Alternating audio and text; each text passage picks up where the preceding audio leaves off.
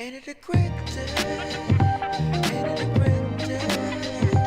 Ain't it a great day? Ain't it a great day? Hello everyone, my name is Dean. Let's talk crypto. This is where you subscribe for daily Bitcoin updates and technical analysis. We track the price of Bitcoin as a proxy for the cryptocurrency markets at large. Today is August 9th, 2025. And I just want to give a quick update as to what I'm seeing in the markets, specifically Bitcoin, what I'm seeing in the total three, what I'm seeing in the Bitcoin dominance chart, right? And I have some new immediate short-term targets for Bitcoin, all right? And I want to share those. So if that all sounds interesting to you, then watch until the very end. Hope everyone's having a great day. Let's get into it. Bitcoin on the 4-hourly time frame. So the idea was that we're at a point of resistance. Okay, whether we're correct or not on this being a faithful midline, it seems as if price is finding trouble reclaiming this area, okay, of 117, 118, okay, and we do have evidence of it in the candlesticks. So first, this, if it is a midline, is acting as resistance, which it should be when price is below it. Let's say it's not, and we're just looking at this being a correction and this being a counter correction. What do I mean by that? Well, typically corrective patterns have flat bottoms, meaning they have this A-shaped or carrot-shaped, upwards carrot-shaped base, and that implies it's not purely impulsive, so that it's eventually going to retrace upon itself, and it is counter to an initial correction, what we call an A wave, an initial break of structure, and so that is characteristic of what we call a B wave. You can also, in complex corrective patterning, call it an X wave because it's a W wave that breaks the structure. In any case, this looks to me like a quintessential B wave. Furthermore, when you calculate the retracement level of that purported B wave, you get your quintessential flat correction 786 retracement. For those of you who don't know about Elliott wave analysis, flat corrections retrace typically to 786 retracement level, Fibonacci retracement level of the A wave or the W wave or the initial break. Okay, so it's a minimum of 786, but most flat corrections do find resistance at that 786. So on a lot of counts, this walks, talks, and quacks like a B wave or a flat correction. So we're at resistance, mathematical resistance of the 786 likely, and we're at this purported midline.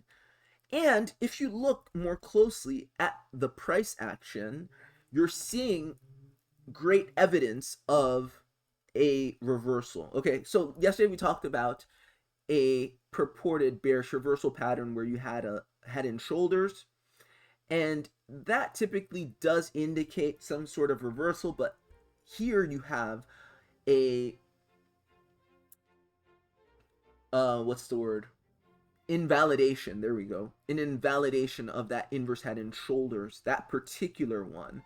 But you're still not out of the woods if you're bullish, because it's still quite bearish. You can see this as now an M top, which is another bearish reversal pattern, okay, where price on 2 occasions has tried to reclaim a level and failed twice. Okay, that double top is even more bearish actually, and breaks down even to an even higher percentage. And then I want to draw your attention to the particular hourly candle here, where you have what we call a spinning top. So price really tried, and the seller stepped in swiftly and created that big wick to the top. So that is not good for bullish continuation. More likely than not, this does continue the breakdown. Now, where does this break down to? Does it just modestly break down and gather strength and then pop up again, or do we have a larger retracement? Going on a higher time frame and zooming out, I want to answer that question. So, if this is indeed some kind of bearish base, or corrective base rather, you can expect at the very least a retest of this base right here. But I would venture to say you should expect even further. You should expect to go down even further, because at this point what you're doing is you're breaking this channel, and breaking this channel should take you at the very least the height of the channel superimposed from the side of breakout, at the very least, before any kind of retracement. Furthermore, an accurate downside target for Bitcoin would need to incorporate the higher time frame read. So just allow me to zoom out even more and talk very briefly about my higher time frame target for Bitcoin, which I've shared many times before on this channel. My higher time frame target for Bitcoin is between 55 and 60K. Two principal reasons why this is. First, you're dealing with a 1500-day inverse head and shoulders bullish reversal pattern that has a neckline at approximately 55 to 60K that has yet to be retested. Okay, so that's number one. That is actually the most compelling because it's the highest time frame read. You do have a left shoulder here, or what seems to be a left shoulder, what seems to be a head, I should say, and what seems to be a right shoulder. Inverse head and shoulders, they break out typically the height of the head superimposed from the side of breakout, but only after breaking out and retesting the neckline, then breaking out.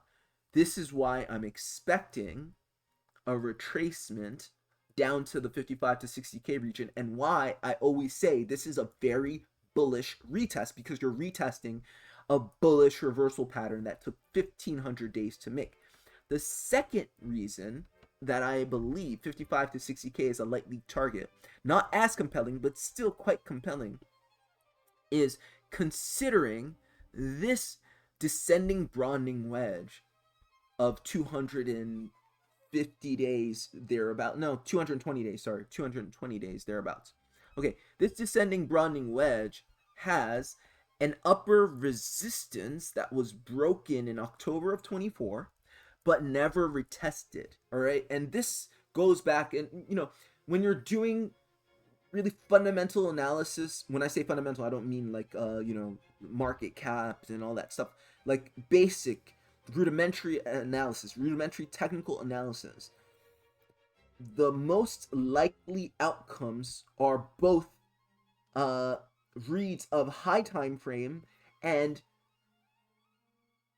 simple basic principles of technical analysis. So the basic principles of support and resistance, one of the basic principles is you break high time frame resistance, you break resistance, and you retest it as support. That's a basic principle. There is no even semblance of a retest of this support level, right? Of this descending broadening wedge of 220 days, broken October 24, you come up. This needs to be retested before that is confirmed. Okay, so that is also at 55 to 60K. There's confluence at 55 to 60K. There are so many ways you can look at this. I'm not going to go too much into it, but you can look at order blocks or order books and the imbalance in the chart right here, where only buyers partook in trading. Sellers need to balance the books here. You can look at also CME gaps, right? There are many free CME gaps indicators, CME, Chicago Mercantile and Exchange, where these gaps fill. And also that's an order book issue. That's a liquidity issue. Liquidity is like electricity, like water. It goes the path of least resistance, and it typically fills all crevices and voids. So when you're looking at these CME gaps, you can look and see on the daily time frame. I think you can see them. You have gaps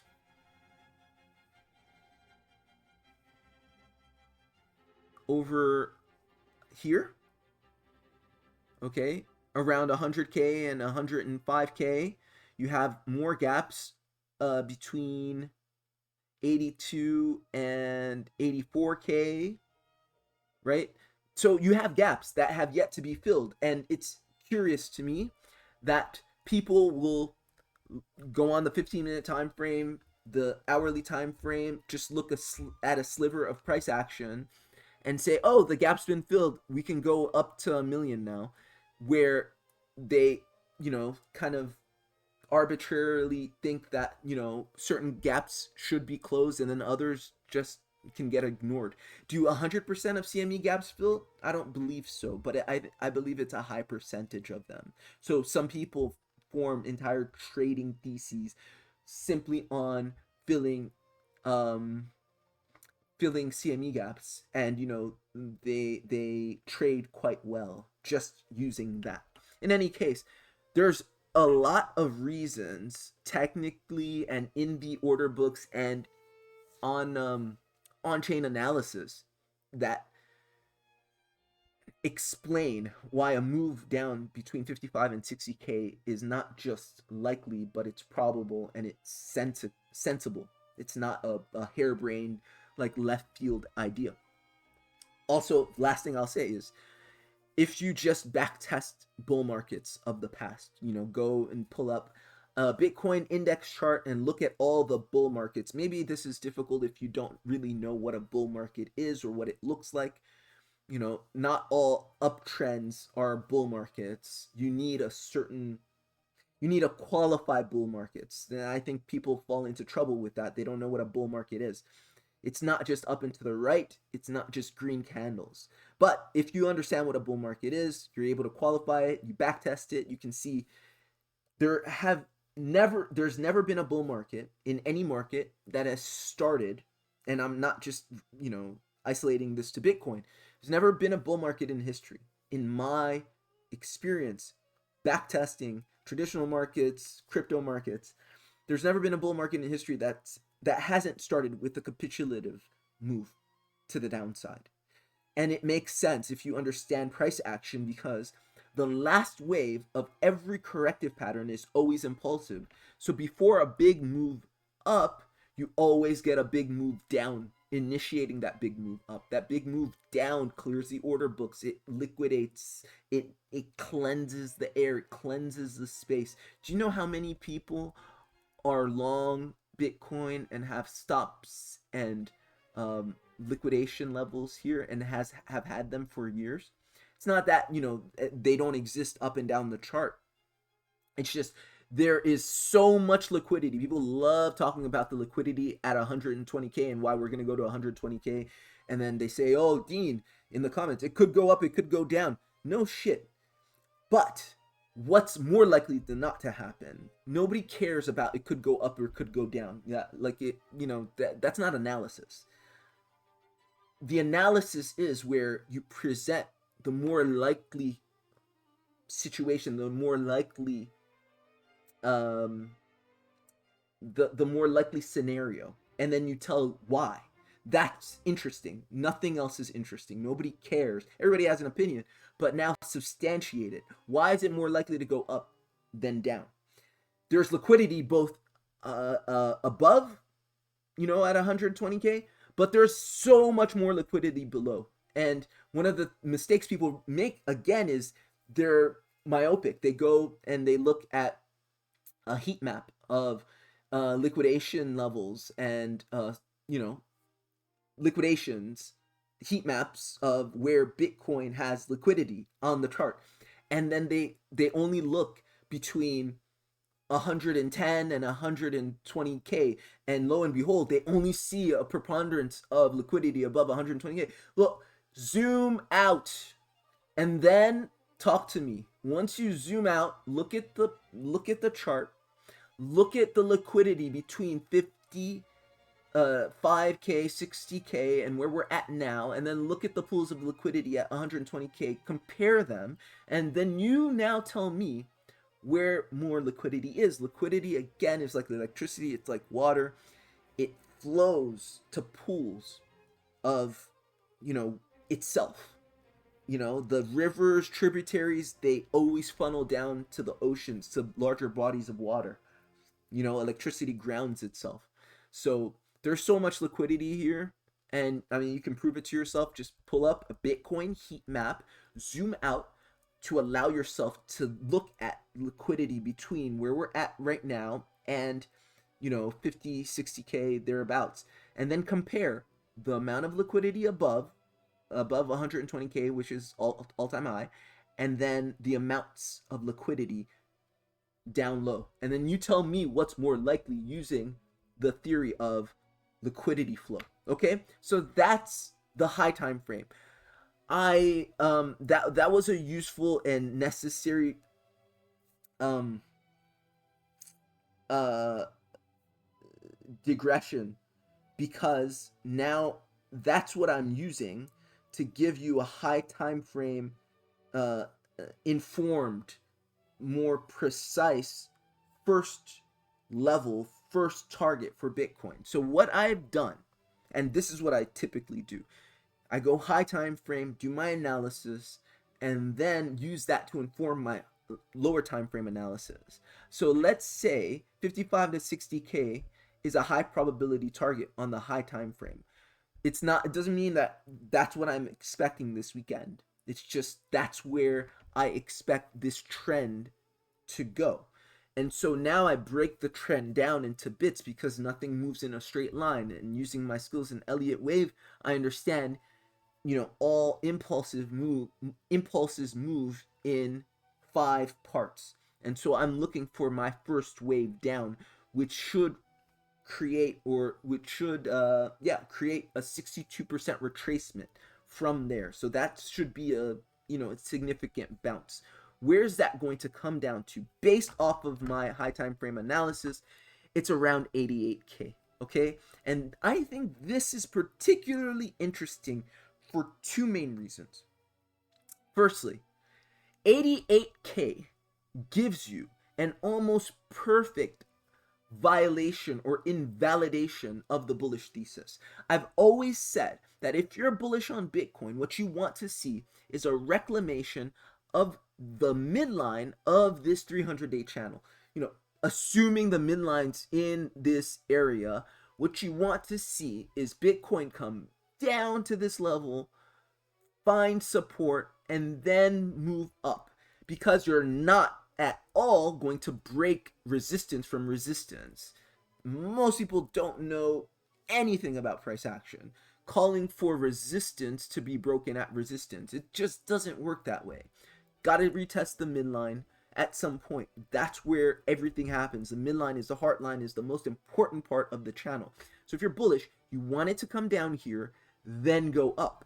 So what I see with 88K, and one of the first things I thought was most interesting about this initial target, and again, just correcting my previous targets from, my previous target for the first wave down was 100K, and I'm throwing that out. It doesn't make sense. It's a low probability target given the higher time frame read. 88K is interesting because it violates that midline. It goes ever so slightly below the midline, proving that the midline will not, if I'm correct, it will prove that the midline is no longer support. It's like, yeah, I know what you're thinking. It's like price has a mind of its own.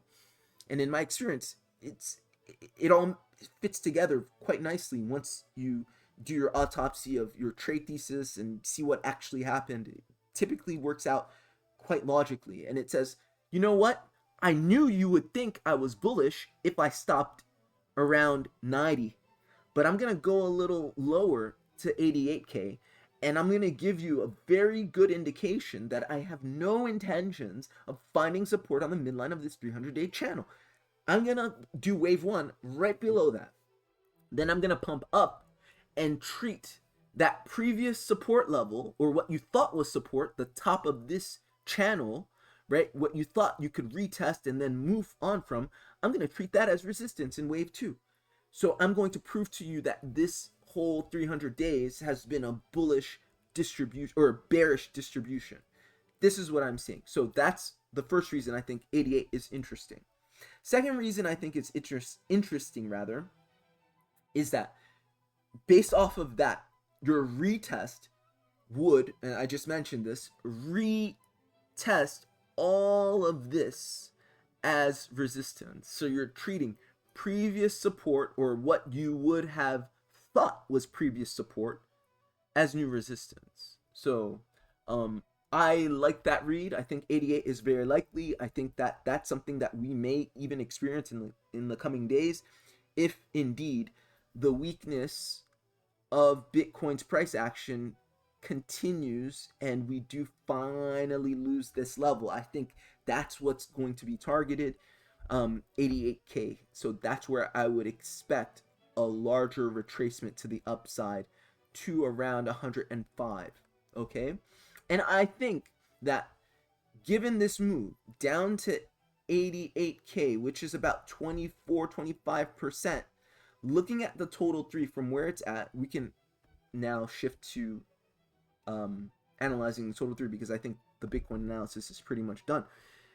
The total 3 is also looking at a comparable retracement down to its level. So 25, a little more, 26%, 25%, thereabouts. So I think this is very sensible, right? That first wave down to 88 should be what you see, what takes our altcoins that we're bullish on, that are on support, that are close to support, down to their level of support. Okay, remember, all this resistance of many months broken, never retested as support, that would be the retest. So 24-25%. Remember, total 3 is an indicator that compiles all of the altcoins in the space minus Ethereum, so it's skewed. So if this says 24-25, you're going to have some 40% movers, 50% movers, 60% movers. You're going to have some 20% movers. The higher market cap assets are going to skew the lower ones, and then the bigger movers are going to skew the smaller ones. But this is what I'm seeing here, and just looking at this general, area of price action for the total 3. Again, you formed a resistance right here of about 19-20 days, and this to me is just a type of distribution that you're wicking above and then finally going to lose like that. Okay, so that's what I'm seeing in the total 3. Last but not least, Bitcoin dominance.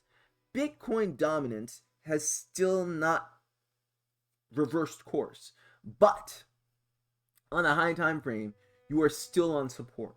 Are you going to dump down all the way down here? I think it's unlikely, just given the fact that this was a channel of many months, right? 7-8 months. You've never retested the midline of this channel. You're playing at the bottom.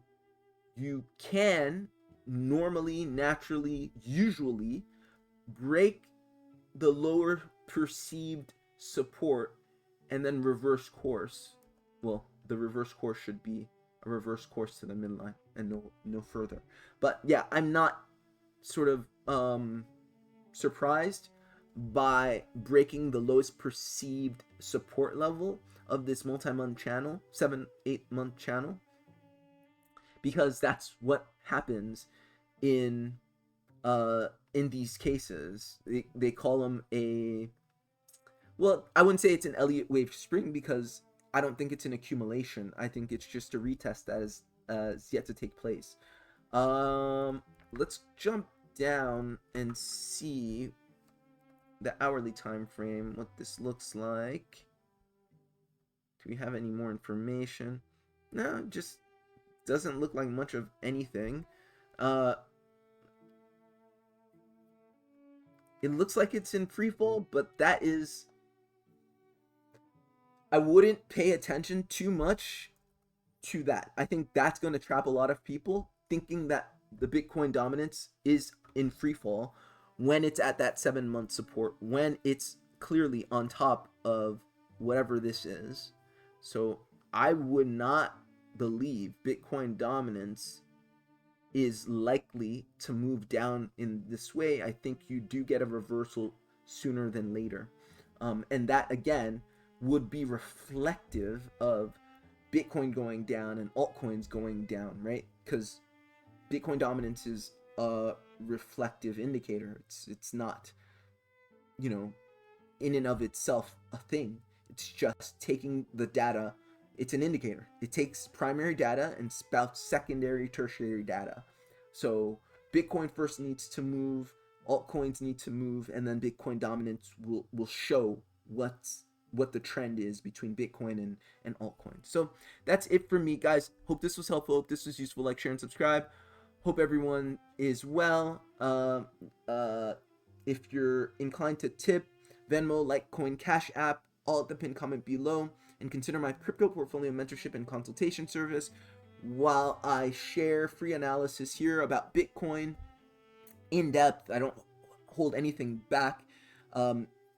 The in-depth altcoin analyses, high time frame, small time frame, trading plans, trading theses, all that stuff, levels, targets, signals, all that is reserved for altcoin crypto mentorship and portfolio and consultation clients. So if you're interested in that, you can sign up for that also at the pinned comment below. And last but not least, don't forget to take advantage of the free bonus offered by my new exchange partner BTC.D, offering 10% back, 10% cash back, and they promise to give it within 7 days if you make a first deposit equal or above to 500 USDT. It doesn't necessarily need to be USDT. It could be the equivalent of any asset, any cryptocurrency asset, equivalent to 500 or more USDT. Just deposit it on the platform, make any trade, and keep that amount on the platform. Wait 7 days, get your bonus, and do whatever you want. All right, that's it. Take care. Bye. My prevalent time slot, I vocalize, too deep to localize, even when I'm right on the surface. You act surprised how I work this, but I can't lie. Many a good alibi. I'll catch you later. Visions are vividly enhanced with emphasis and amethyst to develop morale advantages which help us manifest magnanimous. We body vitals like evangelists. So listen when you're dealing with people who be revealing premonitions with precision. At least that's what I'm aiming at for now. I speak the language of the world, meandering throughout the crowd. Used to feel safe to say anything, but now it's a risk. It's hard for me to let go when all I can do is reminisce. Gone like the wind, here's where I begin. Should I smile or should I grin?